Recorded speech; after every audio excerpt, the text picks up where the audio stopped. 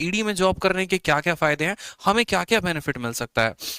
तो advantages of SSC CGL assistant enforcement officer यानी AU के एईओ के डेजिग्नेशन पर अगर आप लगते हैं तो इसके क्या क्या एडवांटेजेस हो सकते हैं। सबसे पहली बात, आपको बड़े बड़े शहरों में काम करने का मौका मिलेगा। क्यों? क्योंकि जो ईडी है वो बहुत बड़ी डिपार्टमेंट है और ये छोटे छोटे शहरों में तैनात नहीं होते। एग्जाम्पल के तौर पर जैसे बिहार का मानो चंपारण हो गया या ये सब हो गया, इन जगहों पर आपको डिप्यूटेशन नहीं मिलेगा, कुछ बड़ी सिटीज में ही मिलेगा, जैसे मुंबई हो गया, दिल्ली हो गया, कोलकाता हो गया, बैंगलोर हो गया। तो यहां पर बड़े शहरों में जो है आपको काम करने का मौका मिलता है।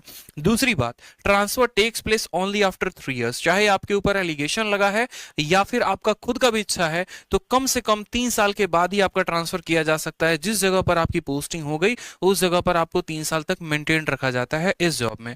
नेक्स्ट बात करते हैं यहां पर, तो large amount of money dealing per day. यहां पर आप 100 रुपया 200 रुपया का बात नहीं करते हो, 1000 लाख की भी बात नहीं करते हो, सीधी जो बात होती है वो करोड़ों में होती है और कई करोड़ में होती है। 100 करोड़, 200 करोड़, 300 करोड़, इतने इतने के रेट्स के अमाउंट्स होते हैं और उनमें हम डील कर रहे होते हैं चीजों को लेकर।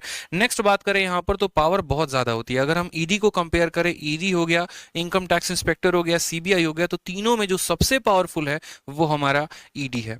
ठीक है।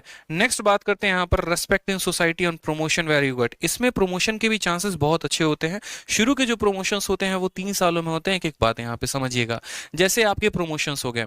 अब प्रमोशंस में क्या क्या होता है, तो आप यहाँ सबसे निचले पोस्ट से डेप्यूट होते हैं, असिस्टेंट, सॉरी, हाँ ठीक है, असिस्टेंट डायरेक्टर नहीं, असिस्टेंट हो गए आप, ठीक है, असिस्टेंट इन्फोर्समेंट हो गए।